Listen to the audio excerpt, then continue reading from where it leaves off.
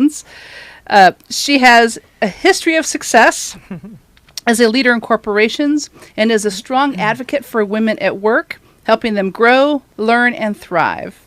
Jennifer is here today to tell us more about her career journey, share her keys to success, and offer advice for women in business today, which of course is the focus of this podcast, is on women in business. So with that, Jennifer, welcome to the show today. Thank you. I'm so happy to be here with you. Thank you. Thank you. So we'll start right off. And for the listeners, tell us a little bit about your professional path and what led you to where you are today. Okay. Well, that's a long and winding path. So let's see. I got started as a newspaper reporter. So I did that for about 5 years and really enjoyed that. Got it out of my system. Met my husband, who was a sports reporter, and we decided, okay, we need to get serious about what life is going to look like here. So, and it was around the time that a lot of newspapers were closing. So I found my way into a marketing communications role at a startup in 2000. So this is right around the time that the dot-com crash has started. And I was fortunate enough to work for a founder who had what it took to really get us through and into the growth phase. And that included everything from being totally focused on the metrics to personally approving every office supply. So, you know, we were not wasteful, and we were really focused on the business, and it ended up being a phenomenal experience. So it was freecreditreport.com was the company. You probably know our commercials. I think I've used them a couple times. Yes. And so it was really fun to be part of the growth of that organization. We were purchased by Experian, and that's how I started my kind of grown-up career path, let's put it that way. I had an opportunity to go back and work on my MBA at UC Irvine, which you know very well, and that was a real formative experience for me. So I was doing that while working full-time, and had a variety of roles. So I had an opportunity to move from marketing into compliance and risk management. We did about $1 billion of acquisitions in a very short period of time. So I had an opportunity to work with the teams that Leuer My Bills, Classes USA, Price Grabber, brands that had built fantastic businesses. And then I really wanted to kind of try out my strategy skills and my operating skills. So I went back into the freecreditreport.com business and did a year in a strategy role, and we decided we needed to diversify the business.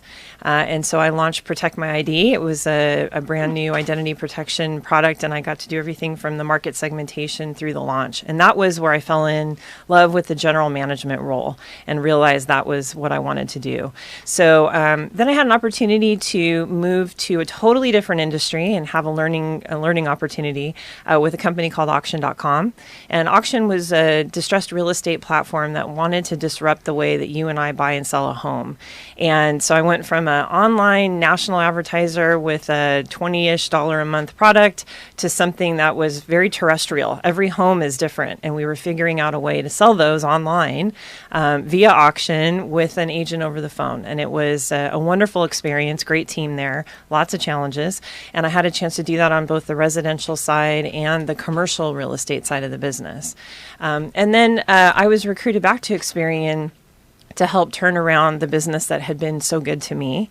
And so I rejoined in the, it's been about 4.5 years now, and had an opportunity to help the business really kind of set a new trajectory, specifically on what we call the partner solution side. So what we do is we offer credit education and identity protection products to consumers, but we do that through partnerships with clients in a variety of verticals. So financial institutions, insurance, retail, and that was really an area that had been disrupted through some regulation.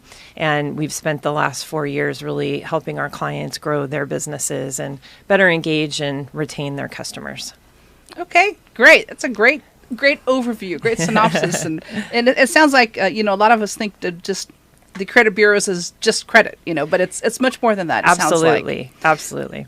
So tell me more about your firm, and what would you say makes it unique compared to other firms in the minds of your clients? Yep. Well, there's a couple of things that we do differently, and we acquired a company called CSID a couple of years ago, and they really helped us apply a SaaS model, or software as a service model, to our industry, which means we can get clients up in less than 60 days, offering our products and services and essentially great value to their end customers. And that's lightning fast. So it used to take us months, and it takes other providers quite a bit of time. So that's one area. The other area is even if you think back to the freecreditreport.com days, Experian knows consumer marketing. And so we're able to take those consumer insights and marketing capabilities and assist our clients with how to effectively communicate and market to their customers. So those are really the two ways that we differentiate ourselves in the market today. Okay, interesting. And you work with, is it all commercial, or is it individuals as well? Or? Well, that's interesting. I have two customers, and I think, that was an aha for our business and many businesses out there who are B2B2C. You end up having a consumer that you're servicing, but you also have a client that you're working with and through, because essentially we white label and co-brand our products. So we're oftentimes either our brand is next to their brand, or we're acting as if we are that client. So we've really got two customers. We have the end consumer and the client. So it makes it really fun because I get to go down to our call center in Arkansas and Texas and hear the customer calls, and we're really passionate about helping people make sure that they're educated about their credit and their finances, and then they're also protected against identity theft. And so to hear those calls is really meaningful, and it's purpose-driven work. And then we're also helping our clients build their businesses and create better relationships with their end customers. So it's multiple wins across the board. And it sounds like you're also servicing both. Yes. Individuals as well as organizations. Businesses. Businesses. You got Yes. it. Got it. So fantastic. So what is it you do specifically in your role? I know you've touched on it a little bit. Is there anything you want to add to that as far as your particular role, or maybe how it's evolved over time and Sure. to what you're doing now? Yeah, I think, in all of the general management type roles or operating executive roles that I've had, the fundamental piece is setting the vision and the strategy so that the organization knows here's where we're headed over the next, it used to be 5 years. Now it's more like 2 to 3. It's really hard to see beyond that because things are changing so fast. And then it's backing up to say, well, what are the strategic bets that we're going to make in the business? So that's the fun part. I love that part. It gets me excited. And that's something that I think, it used to be that people would do their annual planning process and then they would put that binder on the shelf and drag it out the following year. What I found is we're constantly looking at that vision and deciding based on what's going on in the market if that still works for us. So every 6 months or so, we're evaluating that. Yeah. I also spend a lot of time on culture. So I'm a firm believer that businesses are really just a collection of individuals, people, humans, and how we get work done is a really important part of a business's success. And the leadership team really owns that culture. A lot of times companies think about culture as the human resources team's problem. But we believe it's actually, for us, the secret to our success. So being really intentional about culture is another key part of my role. And then you get all of the operational items, putting out fires, making sure that we're, have enough resources, meeting with clients, and we'll talk about that in a little bit. No day is ever the same, which is what I love about my job. Okay, great. Go.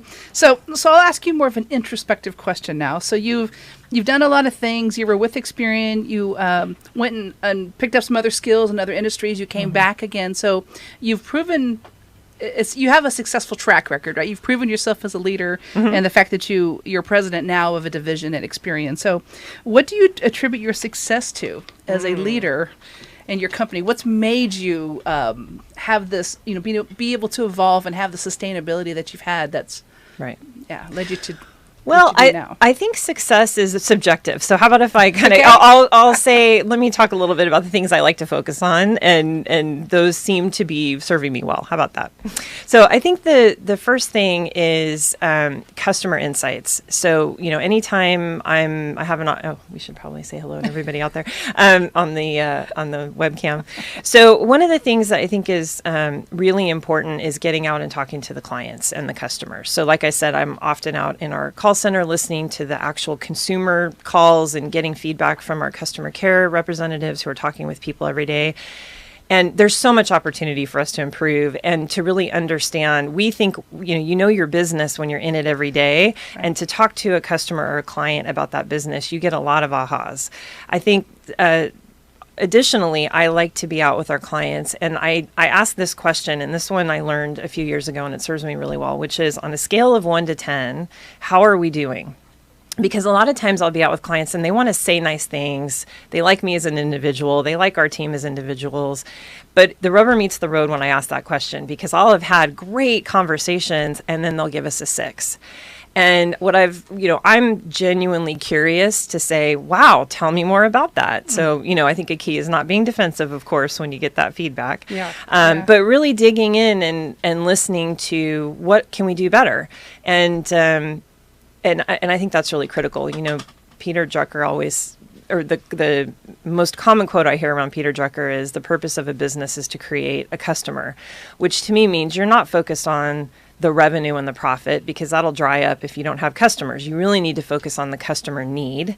And so by making sure that you're in front of your clients and you're talking to them about what you need to do to make sure they stay with you and then keep that revenue coming in, that's really the essential piece. Yeah. And so this 1 to 10 scale question gives you a lot of ahas. Yes. So how often do you go out and touch the customers, would you say? I mean, how often do you get a chance to do that? Frequently, actually. Yeah, we do. We have a cadence where our account team is out on a quarterly basis with most of our clients. So I usually get an invite once per year, let's say, but we have a lot of clients. So I'm trying to get out regularly and as often as possible to participate in those, or, go to a dinner or a coffee or something like that. And new clients, old clients, big clients, small clients, you get all kinds of great information. Yeah. So since you're hearing it from the field, right? You're hearing it directly. So where do you go? Share with our audience where you would go to obtain, kind of to keep fresh on your industry, your skills. Where do you go to obtain insights, perspectives, information to address some of the challenges that come up? So obviously the customer insights is a big one. So staying in front of the clients and asking the right open-ended questions. What are they seeing in the industry? What are they hearing from our competitors? And actually, I've learned over time to get to know my competitors. Those are, when you're at different trade shows or events, it's actually great to sit down and have a drink with them and talk about what's going on in the industry. So that's another source of information. I also do a lot of reading. So different industry trends, that type of thing. I like to have a bunch of email newsletters that come in, or listen to different podcasts. And then just generally kind of widening the aperture a bit and looking at what's going on in technology, what's going on in the world of consumers, trying to try new apps and things like that myself, to experience that firsthand and see how my experience changes when I use the technology. The other thing we were talking about before was a coach. So, to what extent can a coach help someone, or a consultant? I think consultants are great because they see multiple businesses across multiple segments. And when they're working with you, they can give you insights across, an entire market, which is really valuable. I like a coach because a coach can come in and they don't necessarily need to know much about your business. They're just pushing you to think differently about the information that you're taking in. Am I sort of discarding that because I don't agree with it? Let's talk about that. How am I, and what is my operating cadence personally to make sure that I am taking in new information and I'm not choosing to delete those email newsletters because they're cluttering up my inbox? So I really love a coach because I think many of us know what we need to be doing. It's having that accountability partner to really push us and say, are you making the most out of how you're spending your time? Yeah. And I love the verbiage you just used, Operation Cadence. I'd never thought of it that way, but it's how often you do something, right? It's how often you've operationalized something. So in this case, how do you keep up on your continual learning and your development and keep your skills fresh? Yep. And so it sounds like you've established a type of cadence that works for you professionally. And that's intentional. So we, this year, actually, we did it last year for the first time. This year, we just sat down and did not an annual planning process, but an actual operating rhythm process for our business. And we said, okay, what are the key things that happen in a year? What is our budget cycle, for example? When do we do earnings releases?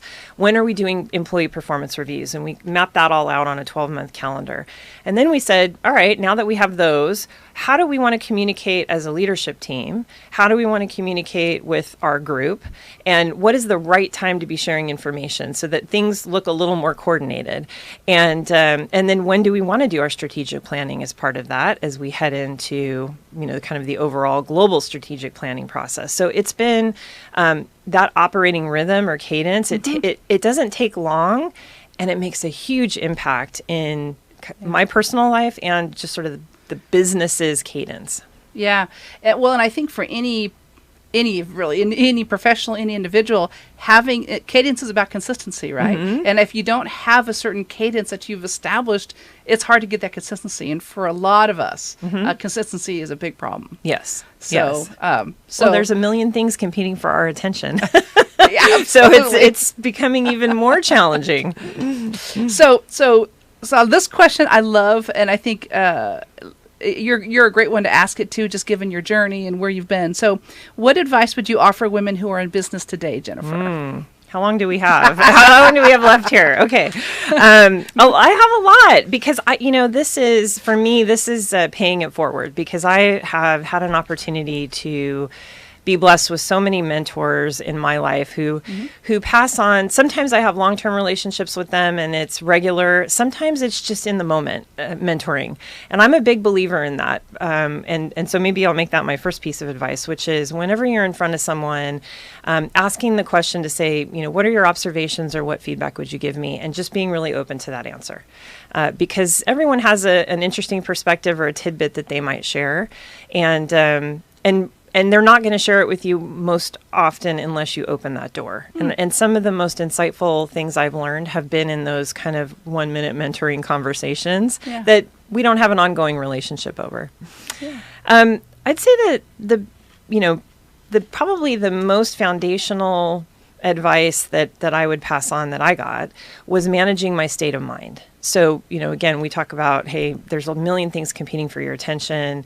Many women have lots of things that they're trying to do outside of their life, either family obligations, community obligations. You've got your work life, you're building a business or growing a business.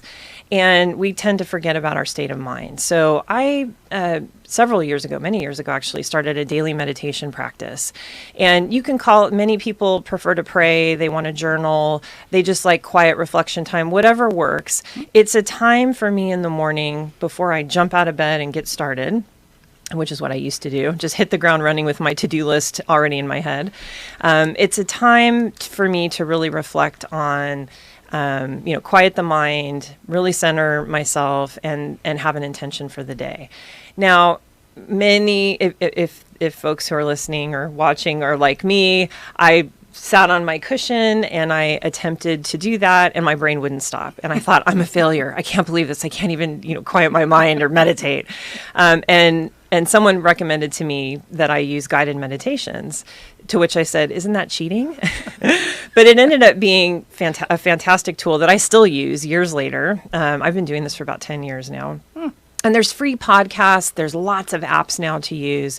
But it's a really nice way to have someone kind of walk me through that in the morning and learn. So that's my time. And it's only 15 to 20 minutes. It's not a huge commitment. I notice when I don't do it, so I really make a commitment to do it. And it changes my state of mind.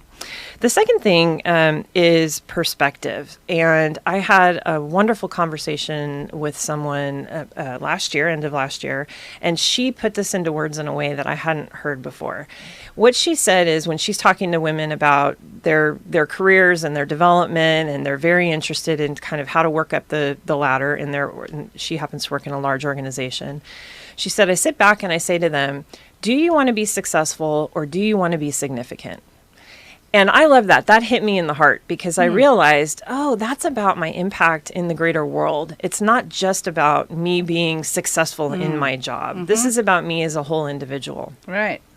And a few years ago, I had started thinking about that, actually. I'd been very focused on my family. I have 2 sons. They're 11 and 14 now.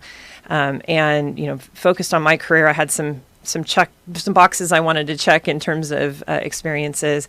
And I took a step back and said, how am I contributing in my community? And I had an opportunity to join a couple nonprofit boards. So I sit on the board of Octane as well as 1OC. So 1OC is a nonprofit that assists other nonprofits as well as companies with their community outreach.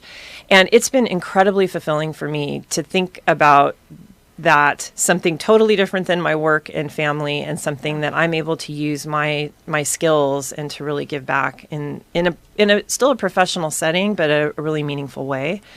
And it's been really fulfilling for me.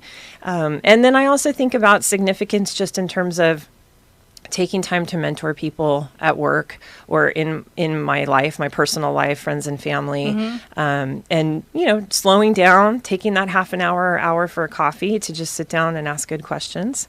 So it's a couple different ways that I think about significance.